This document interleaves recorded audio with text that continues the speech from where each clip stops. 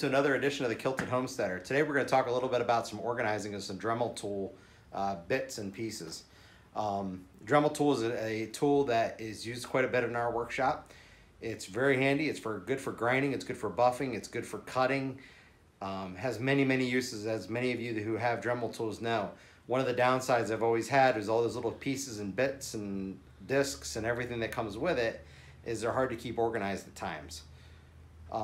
When the stuff comes new, or when I got it years ago, it came in boxes like this and like this, real cheap plastic. It did a lousy job. This one here, you have all these tiny little parts, and and it's always a pain to keep them all separated and organized. Well, the other day I was in Walmart and shopping with my wife, which is always fun, so I kind of do my own thing, and she does her thing. And I happened to be walking near the fishing section, and I came up with an idea of using mini tackle boxes, and I got these for a couple of bucks to store all these Dremel bits and cutters, wheels, and discs and all that stuff. It comes in really handy, and I thought that was a really good idea for organizing things. There's a lot better than this cheap plastic that they give you that kind of cracks, fades, and breaks apart, and it's better able to store it. And this would never store on a shelf really well, the shelf I had.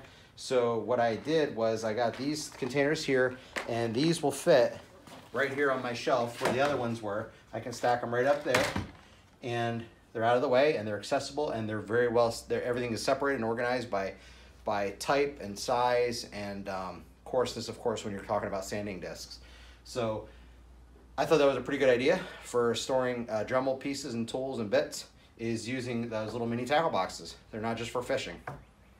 Another type of organization I did here when I was redoing my garage is I put 2x4 pieces. I had a bunch of scrap lumber from the old garage being torn down, and I took 2x4s, and I have a little piece of angle there. I screwed two, and I screwed it that way, and that way we could put those organize my screwdrivers there, so they're ready to go. They're right at my bench where I have them, and of course I have them sorted by size, and I just drilled holes evenly spaced along here to go with the appropriate size screwdriver. So then I have my regular screwdrivers here, I have my Phillips screwdrivers here, and then I also have some Torx bits over here.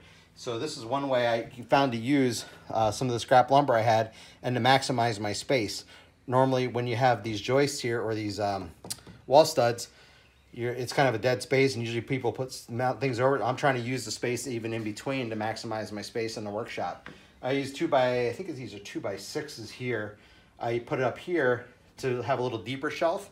They stick out a little bit farther, but the same concept where I put little brackets and screwed them fast in between here. So then there I have shelves for other organizing stuff. I do that throughout my workshop. I even have an area where we have medications and different things we use for the animals, blue coat and stuff like that. Other types of medication in the animal section of the workshop.